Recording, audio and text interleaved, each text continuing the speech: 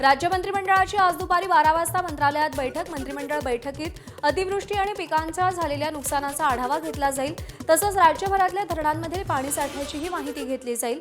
कर्जमुक्तीवरही चर्चा होण्याची शक्यता.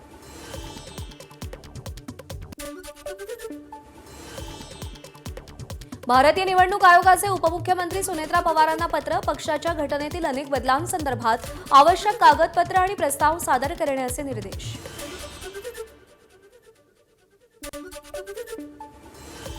शिवसेना पक्ष आणि चिन्हासंदर्भात आज सर्वोच्च न्यायालयात सुनावणी होणार. सरन्यायाधीश सूर्यकांत, न्यायमूर्ती जयमाला बागची आणि व्ही मोहना यांच्या विशेष खंडपीठासमोर सुनावणी होणार.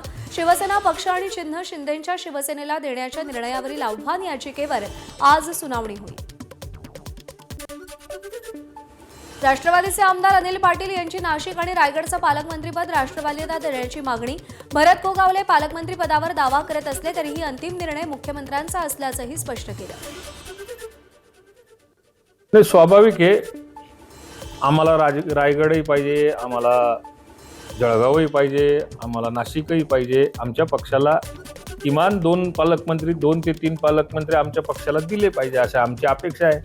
पण मी सुरुवातीलाच म्हटलं की हा मुख्यमंत्र्यांची जबाबदारी आहे आणि मुख्यमंत्र्यांचाच आदेश पाळावा लागतो.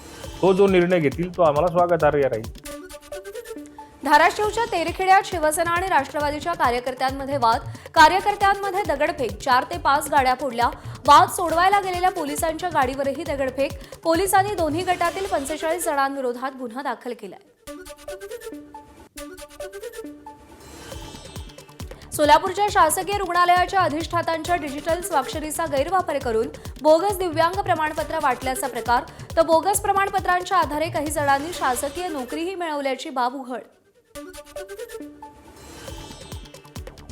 वैद्यकीय अधीक्षक कार्यालयातील 2 लिपिक श्रीयुत वसीम खान आणि सागर राजपूत यांची नावे त्याच्यामध्ये प्रथमदर्शनी निष्पन्न झाली आणि त्यांना पोलिसांनी ताब्यात घेतलेलं आहे.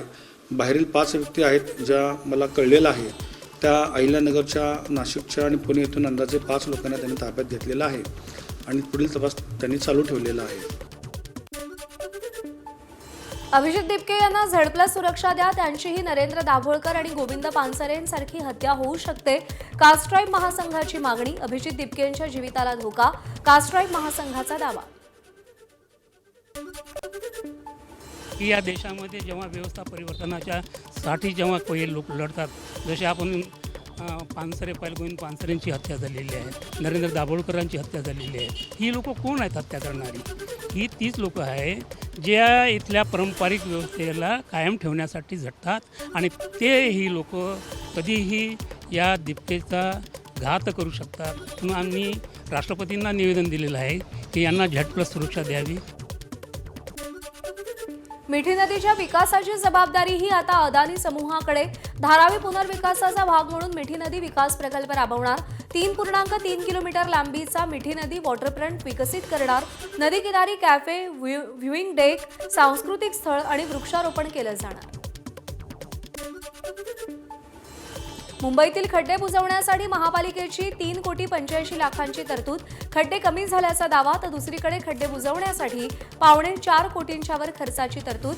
9 मीटरपेक्षा रुंद रस्त्यांवरचे खड्डे मास्टिक तंत्रज्ञानानं बुजवले जाणार. अकोला जिल्ह्यातील बाळापूर तालुक्यातल्या निंबी गावच्या मुख्य रस्त्याची दुरावस्था. रस्ता दुरुस्तीसाठी निवेदन देऊनही दखल नाही. रस्त्यावर अनेक ठिकाणी मोठमोठे खड्डे. मुख्यमंत्री ग्रामसडक योजनेद्वारे रस्त्याची दुरुस्ती करण्याची ग्रामस्थांची मागणी. विदर्भातल्या काही जिल्ह्यांना आज पावसाचा अलर्ट. तसंच उत्तर कोकण, मध्य महाराष्ट्राच्या घाट परिसरातही विजांच्या कडकडाटासह पावसाचा अंदाज. सिंधुदुर्ग जिल्ह्यातील लहान मोठी 14 धरणं पूर्ण क्षमतेनं भरली. तिलारी धरण 84.66% भरलं. तिलारी नदीमध्ये पाण्याचा विसर्ग सुरू. रायगडमध्ये गेल्या 2 ते 3 दिवसांपासून हलक्या सरी झालेल्या पावसामुळे जिल्ह्यातील प्रमुख 28 धरणांपैकी 24 धरणं 100% भरली. जिल्ह्यामध्ये 95.72% पाणीसाठा जमा. उर्वरित 4 धरणांमध्ये देखील 60%हून अधिक पाणीसाठा. नांदेडमधील विष्णुपुरी धरणाचा एक दरवाजा उघडला. धरणातील पाणीसाठा 97%वर. धरणातून पाण्याचा विसर्ग. नदीकाठच्या गावांना सतर्कतेचा इशारा. जळगावच्या अमळनेरमधील बाजार समितीतील हजारो क्विंटल धान्य वाहून गेलं. व्यापाऱ्यांचं कोट्यवधी रुपयांचं नुकसान तर गोण्यांमध्ये शिल्लक राहिलेलं धान्य देखील पाण्यात भिजल्याचा प्रकार. अमळनेर बाजार समितीतून दरवर्षी 300 ते 400 कोटींची उलाढाल.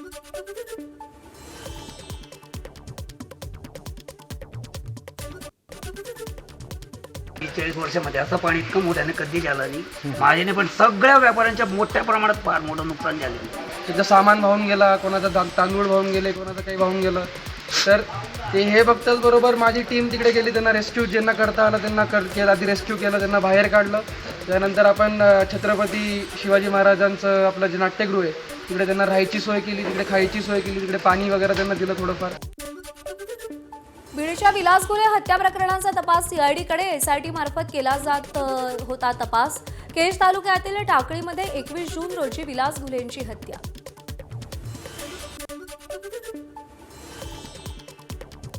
अकोल्याच्या बाळापुरातील अल्पवयीन मुलीच्या मृत्यू प्रकरणातील फरार आरोपी पोलीस कर्मचाऱ्याला अटक. घरमालकाच्या मुलीवर अत्याचार करून तिला आत्महत्येस प्रवृत्त केलं होतं. आरोपी पवन वडगावेला नांदेडमधून अटक.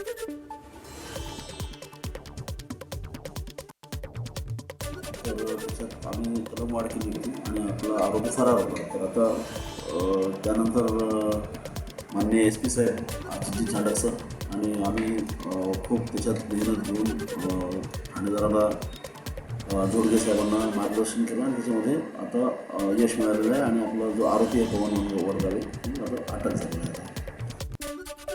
वाशिमच्या कारंजा शहरातील समतानगर भागात युवकाला भर रस्त्यात मारहाण. जुन्या वादातून मारहाण झाल्याची माहिती. मारहाणी दरम्यान दुकानाची तोडफोड झाली असून दुकानाचंही मोठं नुकसान झालं. धुळ्यामध्ये 40,000 रुपयांची लाच स्वीकारताना पोलीस शिपायाला रंगेहात पकडलं. उपनिरीक्षकासह दोघांविरुद्ध कारवाई. तक्रारदाराच्या नातेवाईकांशी संबंधित प्रकरणात अनुकूल अहवाल पाठवण्यासाठी लाच मागितली होती. नागपूरमध्ये खासगी रुग्णालयात 6 महिन्यांच्या गर्भवती महिलेचा गर्भातील बाळासह मृत्यू. उपचारात हलगर्जीपणा झाल्याचा नातेवाईकांचा आरोप. संतप्त नातेवाईकांचा रुग्णालयात गोंधळ. पोलिसांकडून चौकशीचं आश्वासन.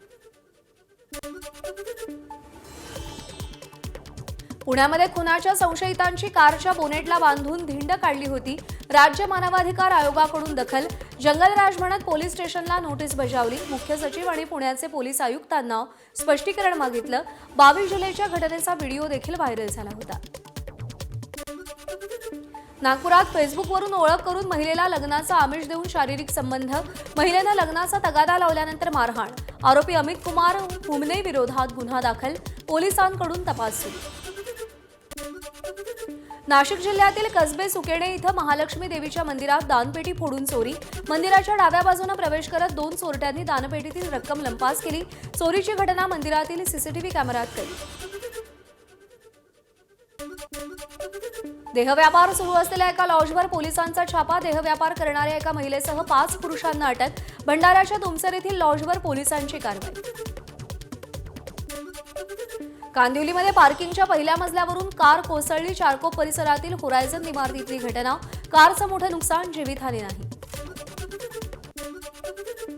पुण्यामध्ये चिखल आणि वाहनांच्या ऑइलमुळे 10 ते 15 वाहनांचा अपघात. जुना आरटीओ चौक ते नायडू हॉस्पिटल रस्त्यावर मोठ्या प्रमाणात चिखल आणि वाहनांचं ऑइल. दुचाकीस्वारांना सर्वाधिक फटका. ऑइल आणि चिखल हटवण्याचं काम युद्धपातळीवर. पुण्यातल्या गरवारे पुलाखाली नदीपात्राच्या बाजूला पार्क केलेली बाईक वाहून जात होती. तरुणानं बाईक वाचवण्यासाठी धडपड केली, मात्र तो बाईकसह वाहून जात होता. अग्निशमन दलानं तातडीनं धाव घेत तरुणाची सुखरूप सुटका केली. गोंदियाच्या तिरोडा तालुक्यातील बिबिटोलामध्ये बिबट्याच्या हल्ल्यामध्ये शेतकरी जखमी. हल्ल्यानंतर बिबट्या झाडावर चढला.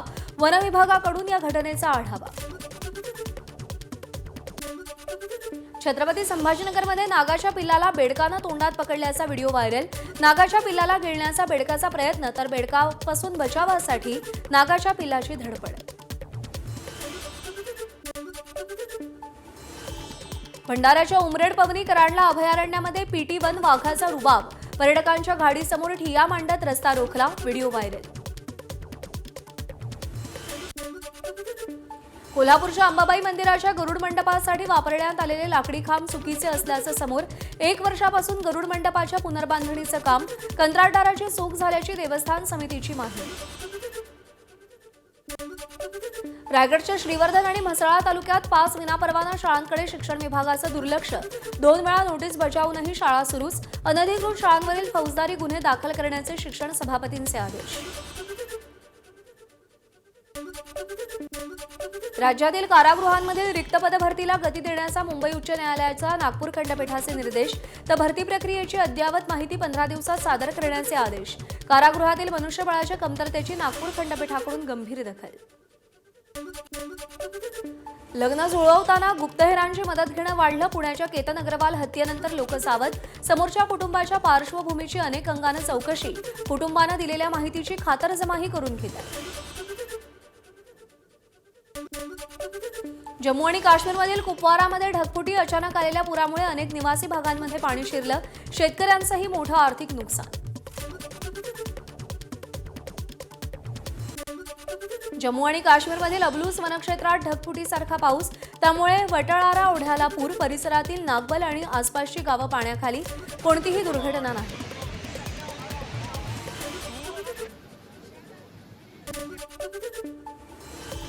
काश्मीरच्या पहलगाममधील अमरनाथ बेस कॅम्पजवळच्या नाल्याच्या पाणी पातळीत वाढ. अमरनाथ यात्रेकरूंना सतर्क राहण्याच्या सूचना. प्रशासनानं पाण्याच्या पातळीवर बारीक लक्ष ठेवलंय.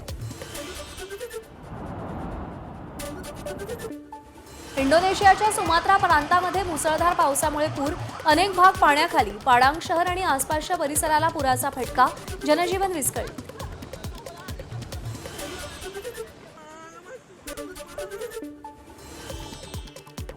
ग्रीसमधील अथेन्सच्या पश्चिम भागातील जंगलाला आग. शेती आणि निवासी भागांचं नुकसान. 1000हून अधिक नागरिकांचं स्थलांतर. अग्निशमन दलाचं आगीवर नियंत्रण मिळवण्याचे शर्थीचे प्रयत्न. इटलीच्या अब्रुझो प्रदेशातील वणव्यावरील नियंत्रणासाठी विमान आणि हेलिकॉप्टरचा वापर. तीव्र उष्णता आणि कोरड्या हवामानात वणव्यावर नियंत्रण मिळवणं मोठं आव्हान. स्थानिक रहिवाशांना सतर्क राहण्याच्या सूचना. रशिया युक्रेनचे एकमेकांवर हल्ले प्रतिहल्ले. युक्रेनच्या ड्रोन हल्ल्यांमुळे रशियात 9 जणांचा मृत्यू झाल्याचा दावा. तर रशियाचाही युक्रेनमधील झापोरिझिया शहरावर हल्ला. एका महिलेचा मृत्यू. अनेक जण जखमी.